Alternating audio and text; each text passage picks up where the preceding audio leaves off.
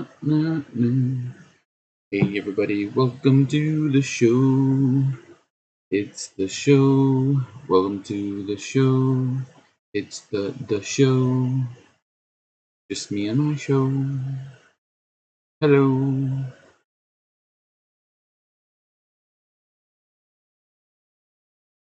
Oh baby. Man, did we have a good weekend. I can't wait to talk about all the fun stuff we did. Summer is in full effect here in Houston, Texas. It is hot out here.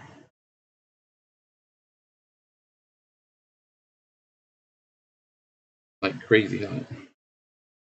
If you know what I'm talking about, give me a like, give me a follow, give me a share.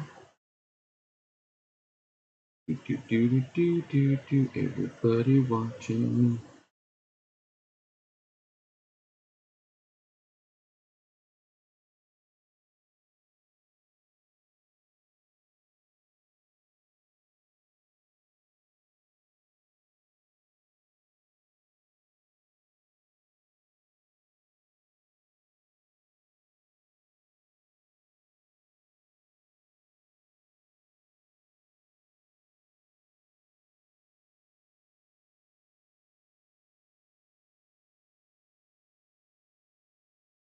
If you can hear me, say hey. Hey.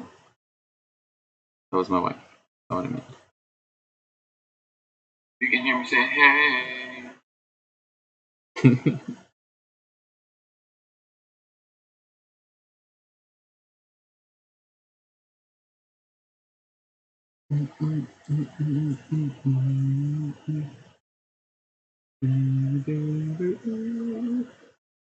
Do do do do. Ba ba ba ba.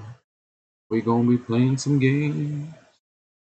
We gonna be talking about Tiny Cthulhu. We're gonna make me a character. And I'm gonna assemble some minis. Talk about our new sponsor. It's getting dicey. Very excited about them.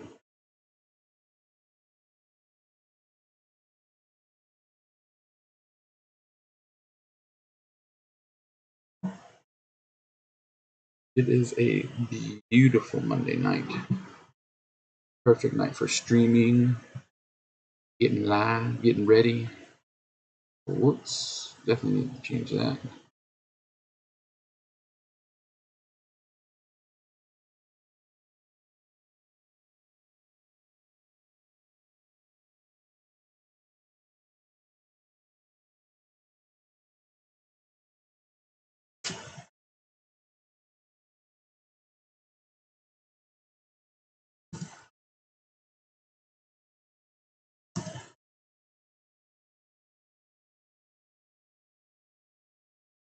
Done.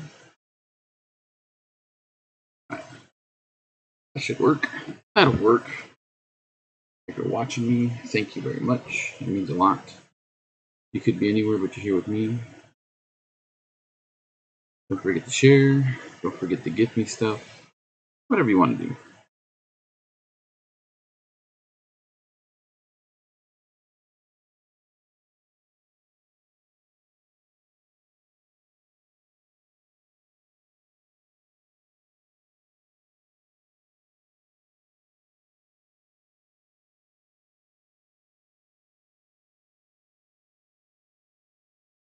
We go on live with Tiny Cthulhu. Tiny Cthulhu.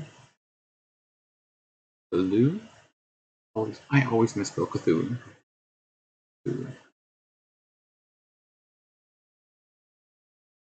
Hmm? Not yet. You got 2 minutes. I lied, you got 30 seconds. Bum, bum, bum, bum, bum, bum, bum, bum. Wife trying to stay out of the camera shot. Yuck. Post.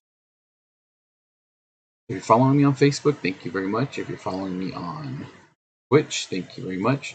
If you're following me on YouTube, I don't know how you got there, but thank you very much.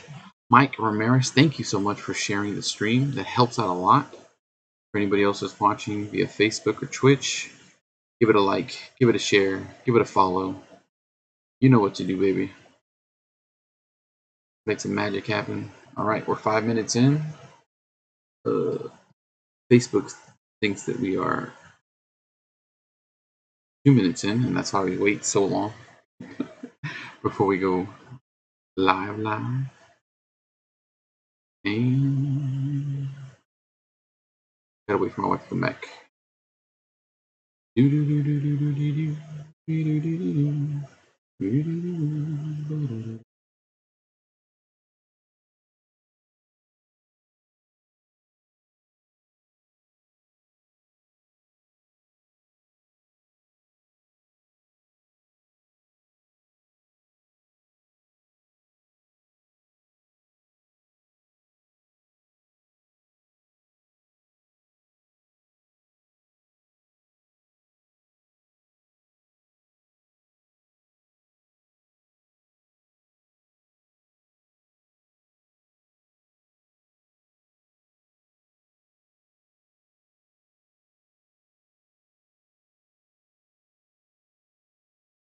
Don't worry, everyone. We're not lost.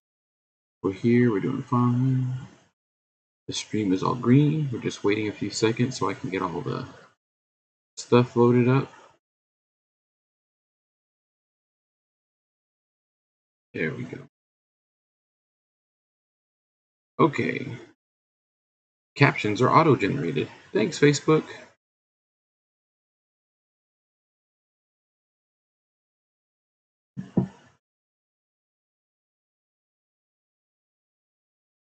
Beep bop boop, boop bop beep bop.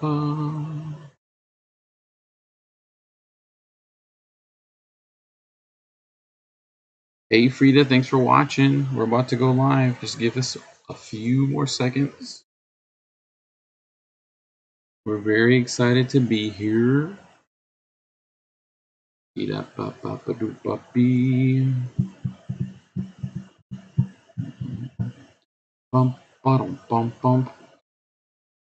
All right, here we go. She's about to get back in here, and then we can begin the fun. All right. Ta-da! Hello, everybody. Thank you very much for joining us this evening. Super excited to be back. I am finally recuperated from our 24-hour stream.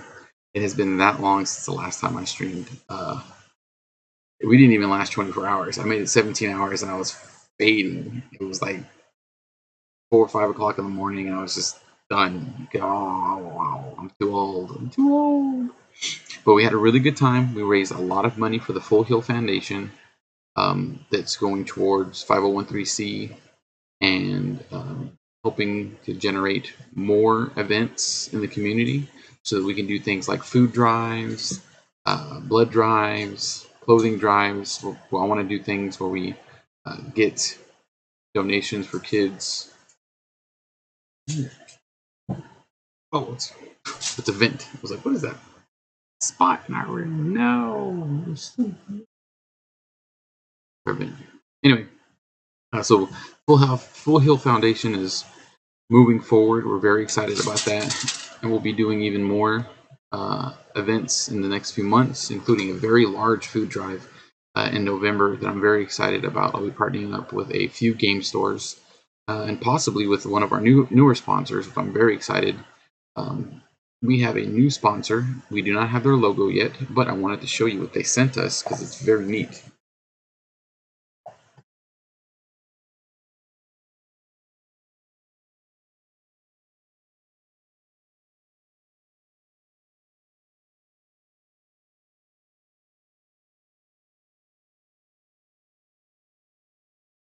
We have a brand new sponsor.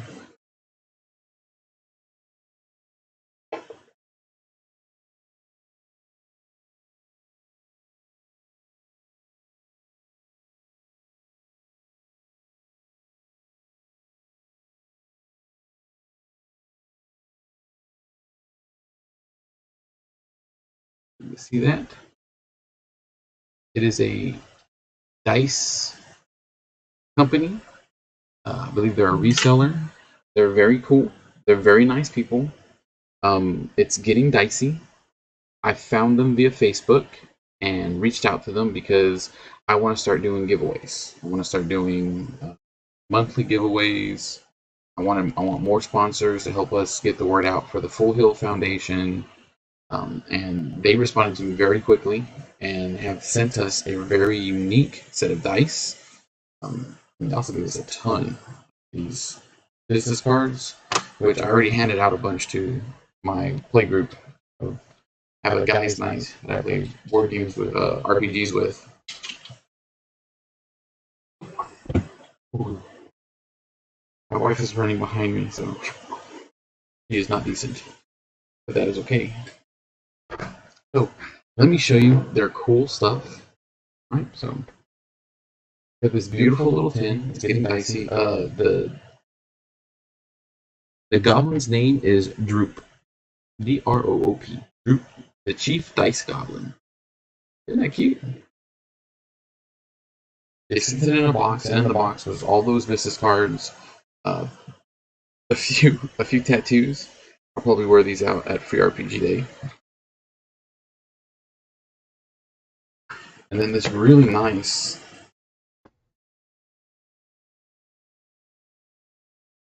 dice set came in this nice, almost like an Altoid tin.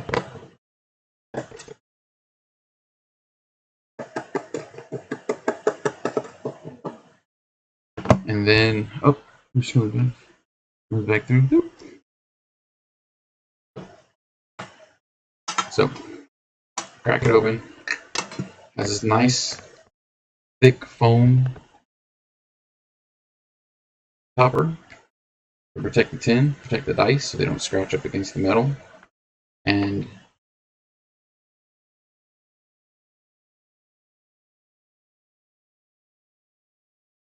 these dice are absolutely beautiful. They're a nice hunter green, and they're metal. I do not like metal dice. They're too heavy, they're too clunky. They damage tables. You got to be careful when you're rolling them around so you don't hit somebody's minis or terrain, so you don't bust up their paint job or break their minis or break their terrain. These are 16 millimeter metal dice. It's called the Mind Eater Hollow Green set. These dice, I don't think the hollow green pertains to the actual color. I think it's the fact that these dice, although they're metal, they're hollow on the inside. They're not heavy. They're very light. They got a good roll to them.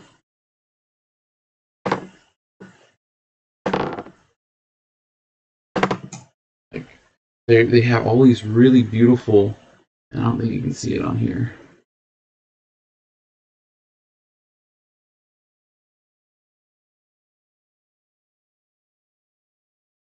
They have all these beautiful little Cthulhu details on them. There's tentacles and a Cthulhu face at every single point. The numbers are white, and then they're edged in a green, sort of make them stand out really well. Beautiful, absolutely beautiful dice. And again, I do not like metal dice because they're usually very heavy. You can damage stuff when you roll them. But these are very light. They roll very well.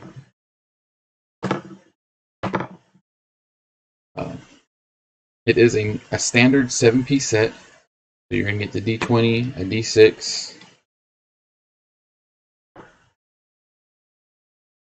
a percentile dice,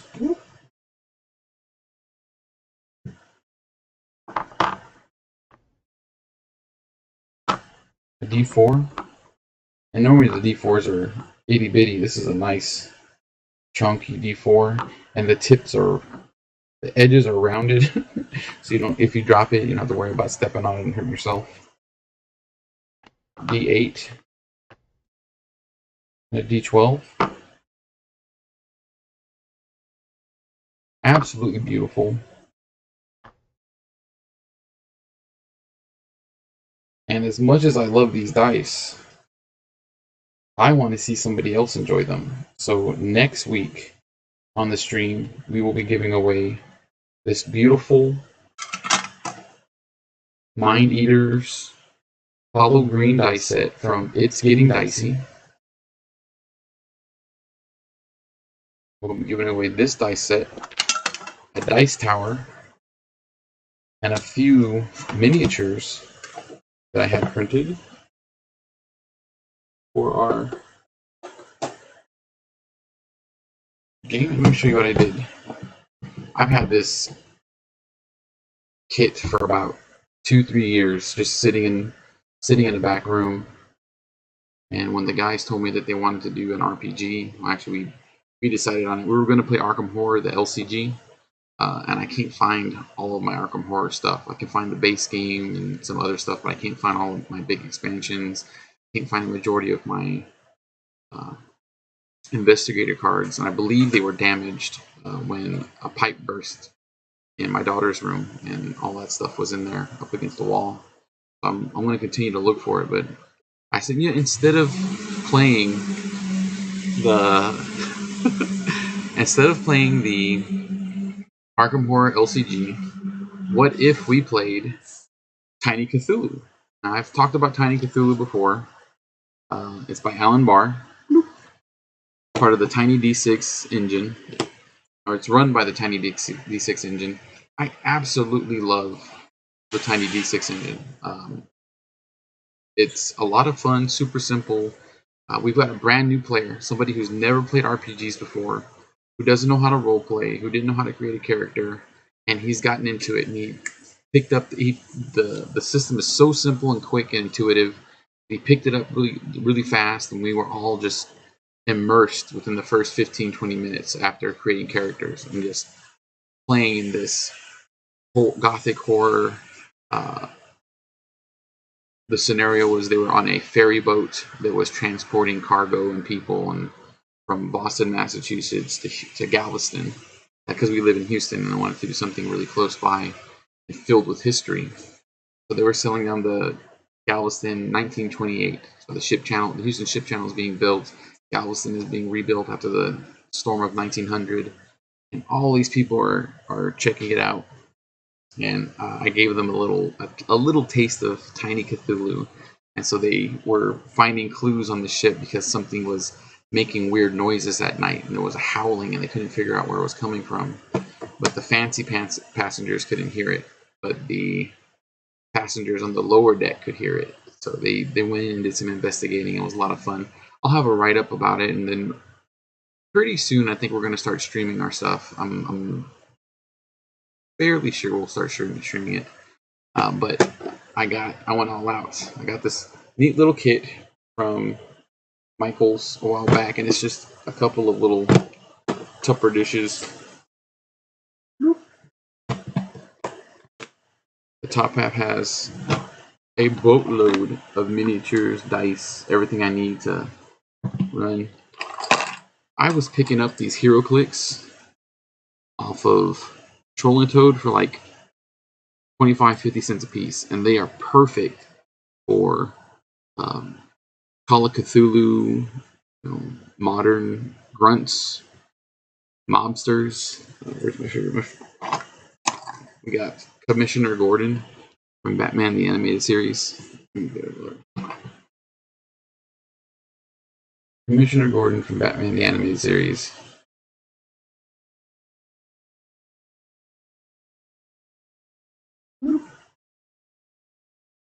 Alright, it's pretty cool. He looks just like an investigator. Standard investigator for Cthulhu. A lot of fun. Dice for my buddies. Another local company that I'll be working with is going to start sponsoring minis to give away. Normally I run with the Aegis Creative Company. They're in the bottom corner. A huge sponsor. They give us tons of 3D terrain, tons of 3D. Ooh. Meet that one. Alright, there we go. Do it again. Ooh, I hope you guys weren't getting a bunch of crazy reverb. The Aegis Creative Company has been so good to me over the years, and they still provide tons of 3D printed items. They print like booklets for me, cards, all the time. Great company. The Draconis Fundamentus has 3D printed a ton of cultists for me. So I'll be giving out a few sets of these cultists.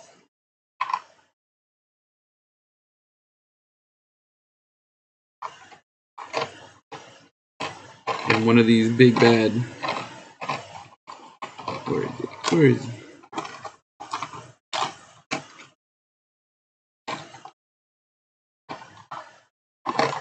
One of these big bad, I call them shadow beasts.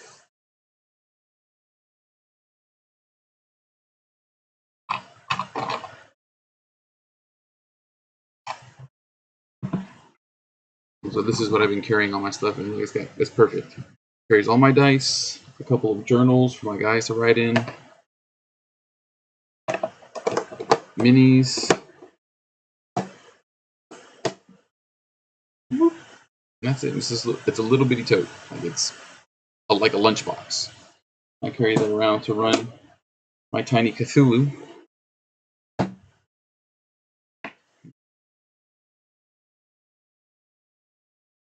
So we did quite a bit of theater of the mind. I had a few maps drawn up of the boat itself, and they had a good time. Like we played for about 3 hours. Character creation took a little over an hour because the guys are figuring out exactly what they wanted to do and sitting down with everybody at the table for the first time, trying to figure out what everybody was wanting to do. We got a private eye who used to be a World War I veteran, or who was a World War I veteran. Another World War I veteran who, when he came back from the war, just went into blue collar work. We have a writer who comes from old money. We have a stage magician, which I'm very excited to play finally. And then we have another guy who's going to jump in. He's jumping in after the first session because he wasn't able to make the first session. So I'll be sitting down with him fairly soon to make his character. But I wanted to sit down and show y'all how simple it is to make a character for Tiny Cthulhu. Right. Let me go this back up to the main screen. So the Tiny Cthulhu character sheet is this simple. A simple inventory box, a box for your traits, your proficiencies. You don't have that much health. Like once you pick your archetype, it gives you how much health you have, and then the basic other things for your character. What I love the most about Tiny Cthulhu is that during character creation, you get to role play a lot of how you want to play your character. So I have all of our characters in this little binder. So I'm going to start with the character that I made specifically for the game, Marco Verona. And if you guys know me, it's an Ironheart, Alfred King, Orban.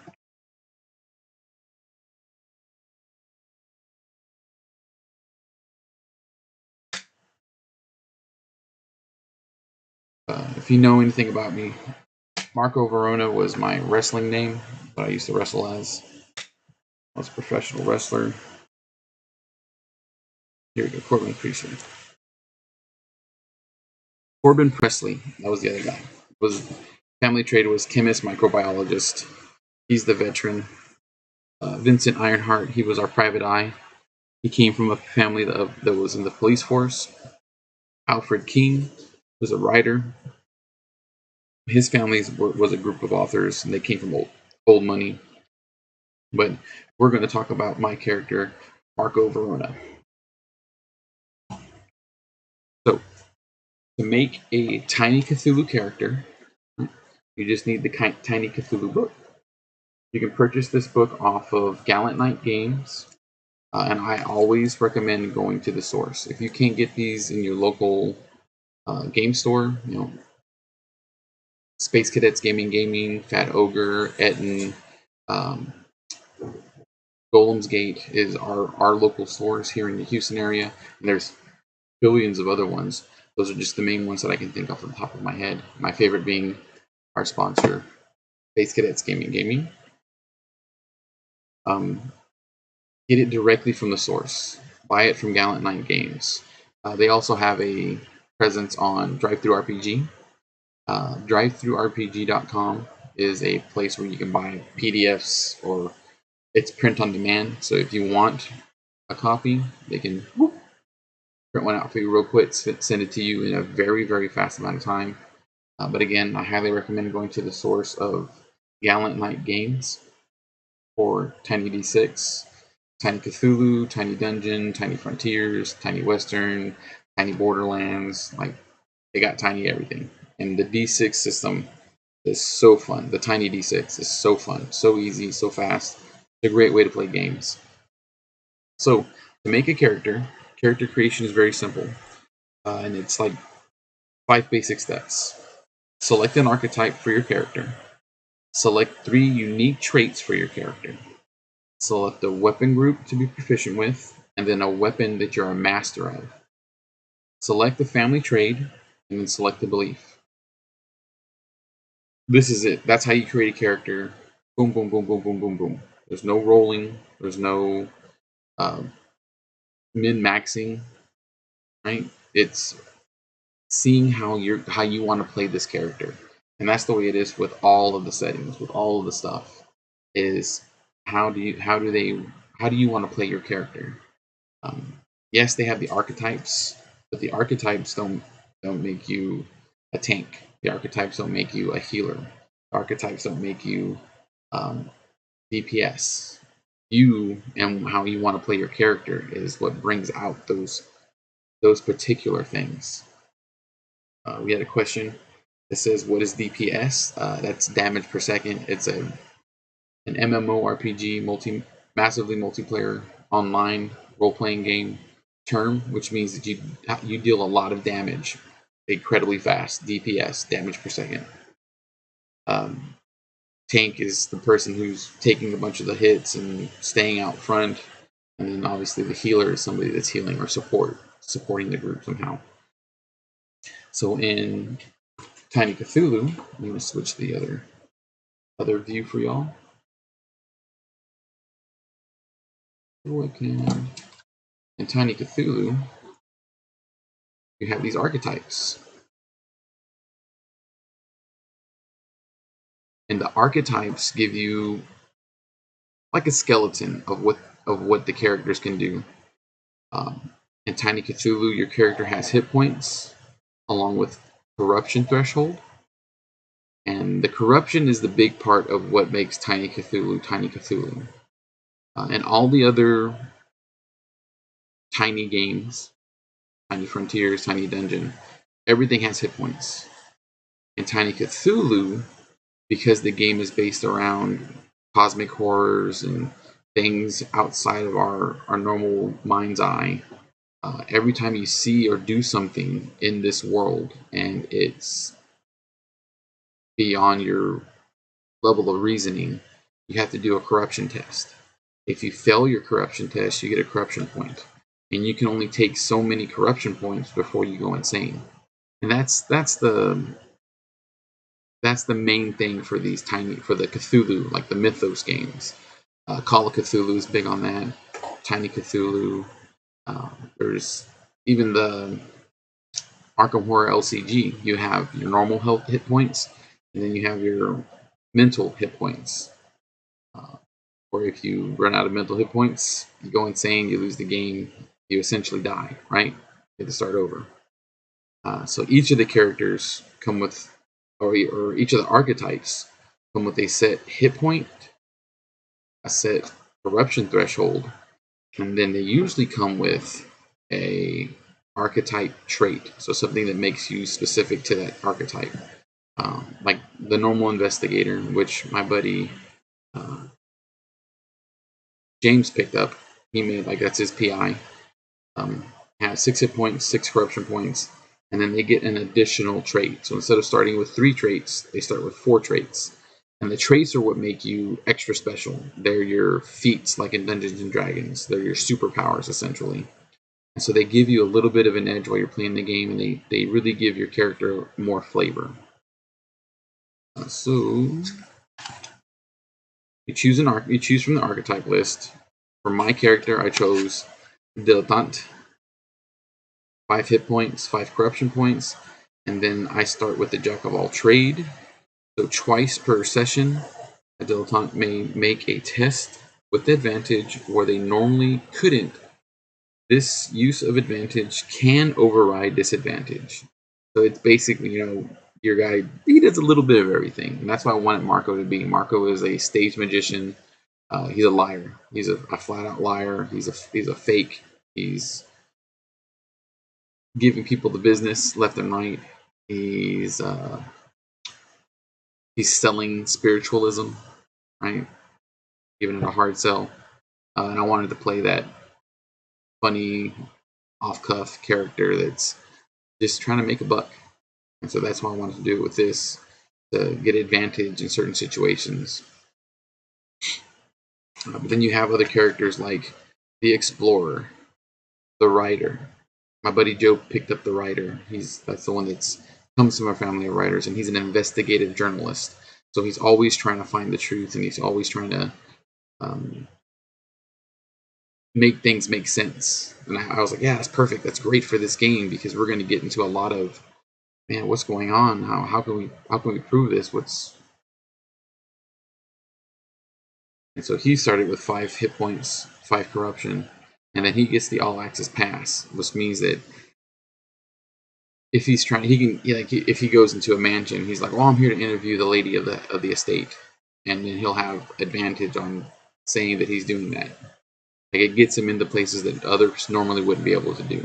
So instead of trying to sneak directly into a place, he can just walk up and be like, "Oh, hey, I'm Arthur Winslow from yada yada yada yada KRPC. I'm here to interview bada bada bada bada." They have other characters like the Mystic and the Spiritualist that are going to be able to cast spells and read tunes and do things in the mythos. So this game is heavily based off of H.P. Lovecraft's works, in the mythos, eldritch horror. There's elder gods that are out there beyond our level of reasoning, just on the outside of our brain waves. And some people have seen them, some people have spoken with them, some people are trying to bring them back into this reality. And the mystics and the spiritualists are the ones that they can actually do something about those mystic forces that normal human weapons and endeavors would never be able to do. Right? They have a really cool inventor class archetype, which allows you to create different things. So you can create a jetpack, or you can create a ray gun, or you can create a trap to trap shadow beasts or to trap otherworldly creatures. It gives you a lot of different little options for this. The soldier, the veteran. And then one of the things that I genuinely love about the Tiny D6 is that it gives you the options to just do what you want. You could follow any one of these archetypes, or you could work it out with your storyteller, dungeon master, game master, whatever you call them. I prefer storyteller now because it's not just about dungeons anymore. You can say, hey, I want a philanthropist. I want a guy who's out there trying to help the world, and he has a lot of money, and he's putting his money to good use, and he's studying different things of the world, and he's crazy. Like, he's a little off. He wants to make weird stuff make sense. So, but there's no caveat for that. I mean, you could go with a couple of different choices from the archetypes and play that through, but you and your storyteller could just be like, yeah, let's do this. Let's give him, he's not very tough. He's not going to be like a soldier. Bless you, man. He's not going to be like a soldier, so he won't have a lot of hit points. But because he's a little off, maybe he has a higher tolerance, and his corruption threshold will be higher, so he can take more of that. Work back and forth with how you're doing that. So I took the dilettante for Marco, which gave him the jack of all trades. Get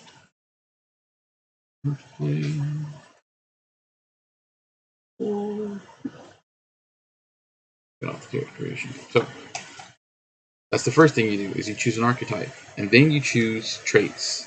So the traits, like I said before, are your feats. They allow you to do special things within the game that normal characters, normal NPCs wouldn't be able to do. And you get 3 of them, so that makes your character wildly different from any other character in the game. Right? We have a writer on our team. We have an actual private investigator. We have an ex-soldier. We have a stage magician. That's our investigative group, and they're running around, looking at things, talking to people. So with Marco, he gets a jack of all trades. So twice per game, he can roll advantage on something that he normally wouldn't be able to roll advantage on. When I say roll advantage, it's not like Dungeons and Dragons 5th edition. In the tiny rule set, every roll you make is going to be D6s. So it's, for standard tests, it is 2d6.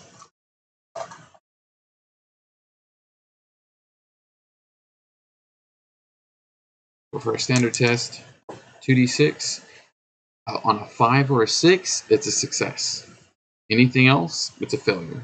No ifs, ands, or buts. No, oh, you sort of did it. There's some systems like that, and I think that those are creative as well for storytelling. But this is just 5 or 6, success. You got it. Fantastic. Double sixes is a critical success. If you're at disadvantage, you only get to roll 1 die.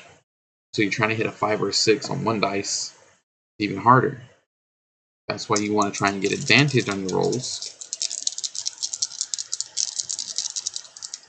With a jack of all trades, it gives you advantage on 2 rolls that you normally wouldn't. So you can be like, I want to roll this with advantage. I will probably role play a reason why I'm going to do it. Like, oh yeah, I remember studying contortionism in India while I was training for magic. And so my character can squeeze through this ventilation duct. So, and I didn't pass. Even with advantage, it can be hard to pop that 5 or 6 on the dice. You want to try and get advantage on any of your rolls. Right, so the traits that I chose for Marco were martial artist, charismatic, and shrink. Martial artist is obvious. He can fight with his hands. His unarmed combat is not at a disadvantage. His unarmed combat is something that he's familiar with, so it's a standard test. I chose charismatic so that when I'm trying to convince people of certain things, I can roll with advantage. I figured it was going to help out with his lying, right? He's trying to convince people that he's an actual psychic medium, fooling people into believing that there's ghosts or there's something supernatural happening.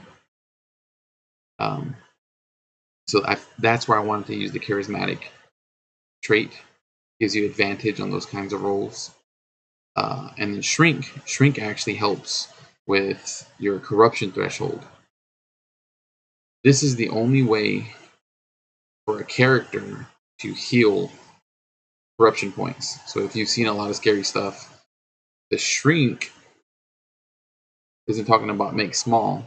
It's more like talking things out. Therapy, shrink. Pull up that trait real quick. And it says, lay down on this couch. Once per session, you may make a test. If successful, you may restore 1 corruption to 1 ally. So it's not for myself even. Like, this makes Marco a support character. In our first scenario, everybody rolled a standard corruption test when they saw the first shadow beast they had ever seen. This weird creature from another dimension. And Vincent, the character Vincent, did not pass his corruption test, which freaked him out quite a bit, and he was unnerved. Gave him a point of corruption, so now he only has 4 more to go through. So this, while we're playing once per session, I can talk to Vincent and be like, "Hey man, it's all right. There's a lot of weird things in the world." I'll role play it that way. He says, "I'm sure we're gonna see a bunch of weird stuff now. Like the the veil between worlds is thin." He's always trying to pull something so he can tell him, we gotta steel ourselves, and that'll heal a point. I will make a test. So any test means 2 dice, 2d6s, and hopefully I can roll a 5 or a 6 and heal up my buddy. Aside from that, I do plan on putting um, a psychiatrist, therapist, NPC in the game to help the guys in between sessions. Be like, oh, in between each session, there will be a week of downtime. So the characters can go perform manual labor, do their jobs, talk to people in the streets, gather information, because the campaign's going to be going on for the next few months. And so there could be something there for the characters to really dig into. And I don't want them to be worried too much about, oh, I have a bunch of corruption. Like I have to watch what I'm doing. I can't just stick my neck out. I want them to get mixed up. I want them to get into the thick of it. I want them to really dig into the campaign. So, Marco has a friend that's a therapist, and he's been talking to him to get all these things off his chest. The therapist doesn't, may not believe him, but it's making him feel better. And by doing that, that alleviates, once a week you can get a point of corruption taken off, and maybe as we get more into the thick of it, and they see more and more wicked and creepy things, they'll be making more and more corruption tests. The book does a very good job of having not just creatures, but books that can chill and startle the characters. Settings, so different areas. They may be transported into a different dimension, and the dimension itself is uneasy. It gives them the heebie-jeebies, and so then they have to make a test while they're there. There are creatures that impose corruption tests. So every time they do an attack, or every time they change form, the players will have to make a test. Sometimes it's a standard test. Depending on what they've seen thus far, it could even be a test with advantage, or maybe it's something that they've never seen before that's completely horrendous. Like Marco's never seen a body, a deceased body. So once he sees his first deceased body, he's going to be scared, right? That's not something that a lot of people see in their lifetime. Specifically, this guy that's trying to stay out of the law's eye, and doesn't want any real trouble, right? He's causing trouble, but he's not he's not into physical altercations. He's a liar, he's a thief, he's a sneak. He doesn't want to see dead bodies. So that'll impose corruption on a character. The what's it called? The soldiers, they've been to war. That's not going to affect them as much. They'll roll at advantage on that. I'm going to make the character Al, Joe's character, the writer. He's going to have to roll at disadvantage when he sees his first body. So we'll go from there. And so the creative process for this game is just so much fun. Because the rules are so simple, I've been able to spend a majority of my time researching what life was like in Houston, Texas, and Galveston, Texas, and Beaumont, Texas. What life was like in the 1920s. Bootleggers, the Prohibition, the oil boom that had struck in the 1920s, Spindletop going off, all these sorts of really neat things. The storm of 1900 that decimated Galveston, Texas, and all the weird stuff that brought into here. We're so close to Louisiana and all of that voodoo and stuff. So that's going to play a part in the campaign. And I got to sit down for weeks once me and the guys settled on doing Tiny Cthulhu, and it was very, very invigorating to study because I've been playing role playing games for decades now, 25 plus years, and I know Dungeons and Dragons, Faerun, Forgotten Realms, uh, Eberron, Dark Sun, all that stuff.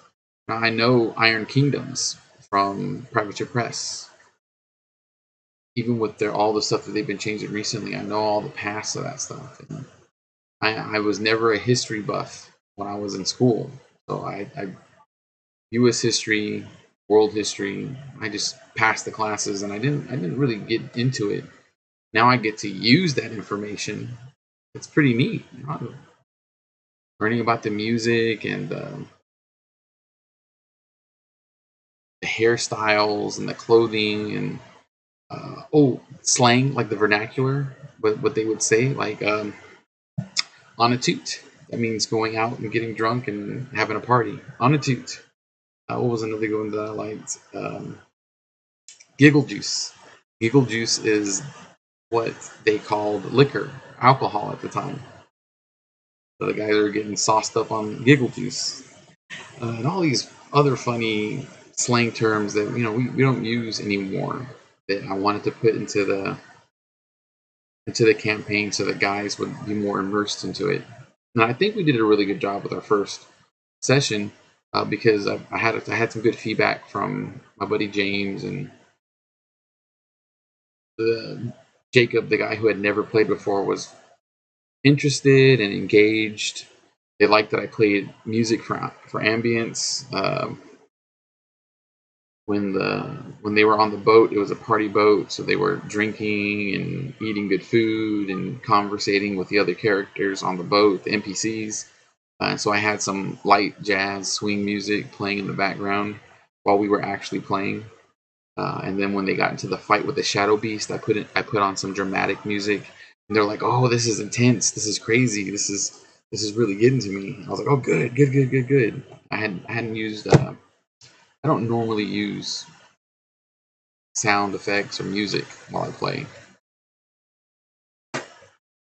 so that was fun. That was interesting. Um, the minis.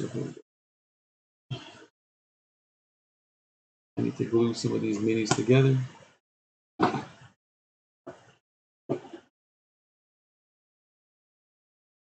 So the minis that I picked up, like I said, I picked up a bunch of these little hero clicks. I had a bunch of these hero clicks. They're literally 25 cents to 50 cents a piece. Perfect for mobsters. Where is he? Where is he? Harvey Dent. So Two-Face, right? Uh, Harvey Bullock. Commissioner Gordon. Oh, this is my favorite one. This guy's called Fancy Dan. I have no idea where he's from. I know he's a bad guy.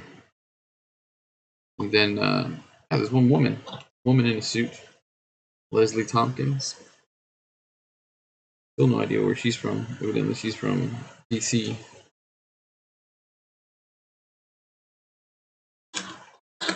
But I had the guys use these as their player characters.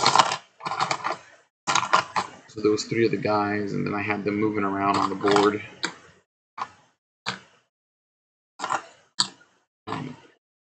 Interviewing witnesses and trying to gather information from different characters.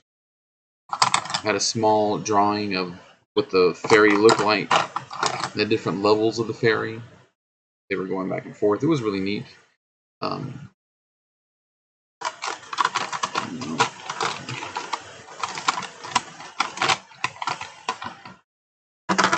Nice. A few of these bases. I'm going to need to glue some to their bases.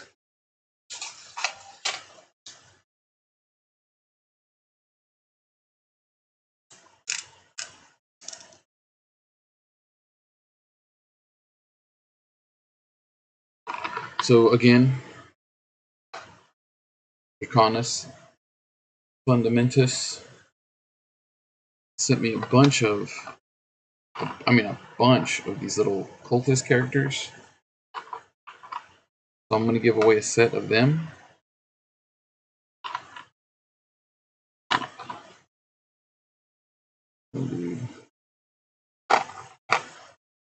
I got a bunch of dudes with swords. You're getting a bunch of dudes with swords. I guess that's it.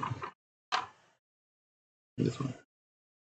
There's 5 different sculpts, and then he gave me extras of a couple of them, which I was very excited to get. They put a little glue on their feet.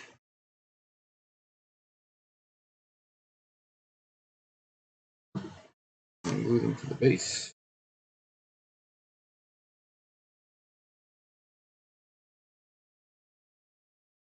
Put a little glue on their feet.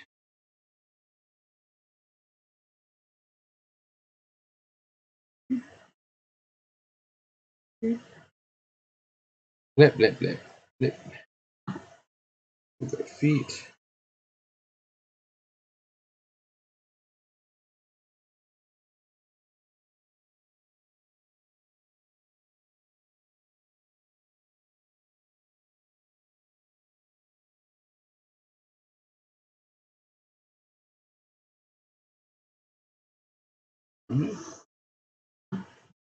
And they had names like Cultist Assassin, Cultist Leader.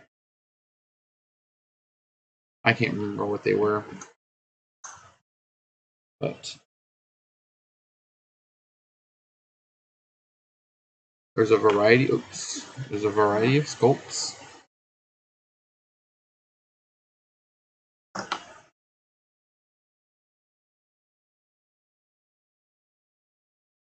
I'll be painting these over the next few weeks on stream.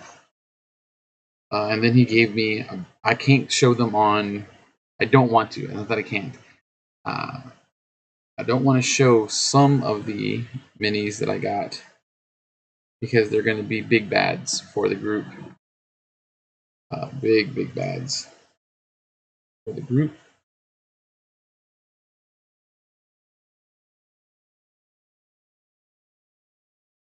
Last one.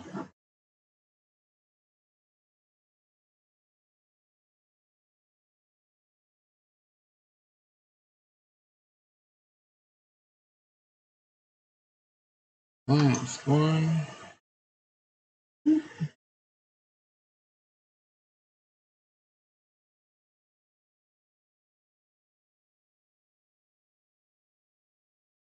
So next week, I will be giving away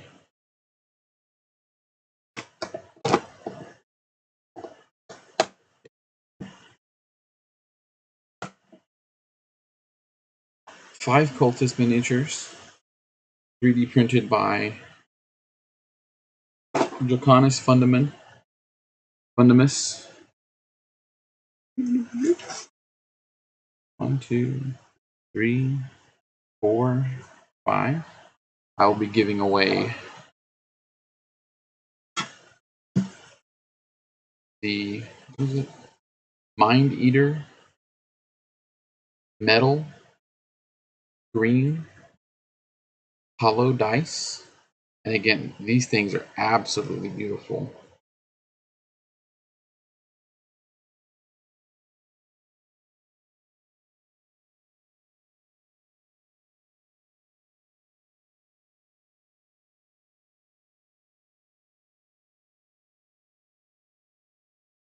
Even though my camera's blurry, they're easy to read.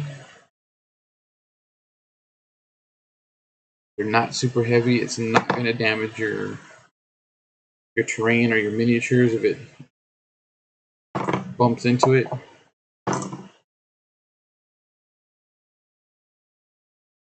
Beautiful, beautiful dice set. Can't wait to pick up a few more dice from them. And they gave these to me for free. They sent these specifically so that I could give them away. Like, I'm very excited to be working with It's Getting Dicey.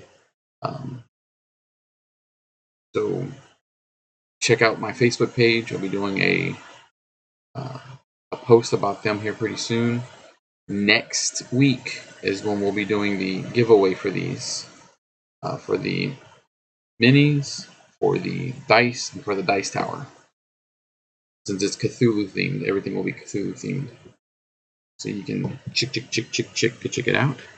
And then follow me, because fairly soon we will be doing a live play of something, whether it be East Texas University, Tiny Cthulhu, Tiny Dungeon.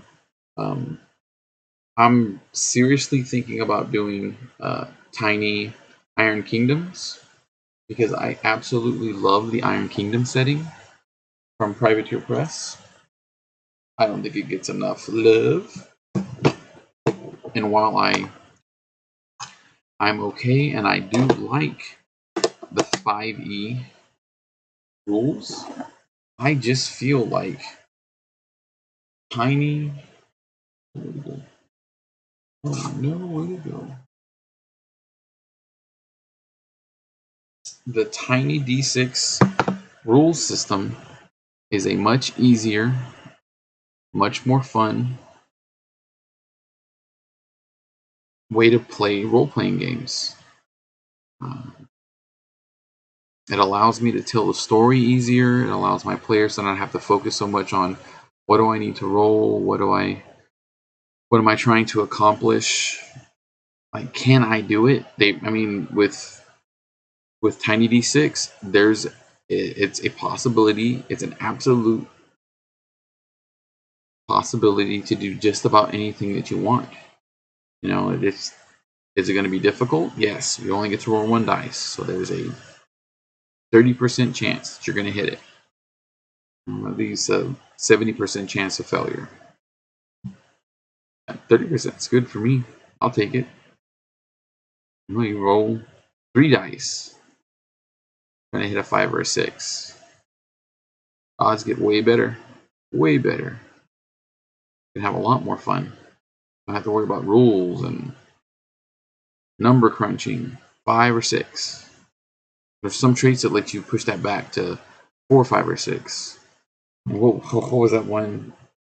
Jake, man, his soldier was proficient at heavy weapons, and so he took heavy ranged weapons as his proficiency, and then for the gun that he mastered, he took a Tommy gun.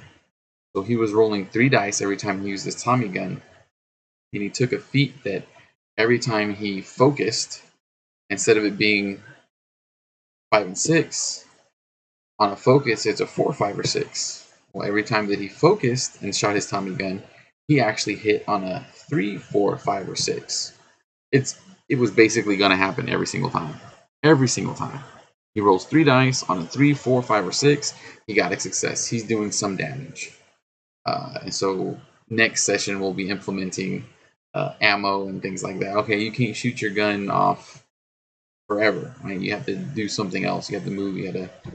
And he's a ranged character, obviously, but you can only do that for so long, especially when you have maybe waves of cultists or waves of shadow creatures or things from beyond the veil coming at you. Tiny Cthulhu is going to be a real adventure for me and my players and what we've been doing. It's a big step away from the fantasy that I'm used to, sci-fi, steampunk. Tiny Cthulhu is very different, and I'm very excited to be playing it and to have all these really cool sponsors jump in and help us out. But that's going to be it for this week. Thank you very much for watching. I'll be back next week painting miniatures and doing the giveaway. And then we will pick a winner of the giveaway on the 4th of July, since it's a Monday. I'll be doing a stream that night after me and the girls pop some fireworks and eat some marshmallows and go crazy. I have that Monday off, so I'm very excited. And we will get our votes and get all of our entries in from next Monday through the 3rd of July, and then the 4th of July night we will do the giveaway. I'll do one of those random roulettes and show y'all guys. Boop! All right, this person won. after we do what we need to do to get the entries, which is going to be super simple. Next week's stream, if you're watching the stream, like it and share it. Everybody that likes the stream and shares it gets into the drawing. And after my streams are over with, they stay up on Facebook for 30 days, they stay up on Twitch for 30 days, and they stay up on YouTube forever. So if you like it or share it from any one of those things onto Facebook and tag the Big Bad Nerd Dad Facebook page, you get an entry in. You can have your friends and family share and like for you.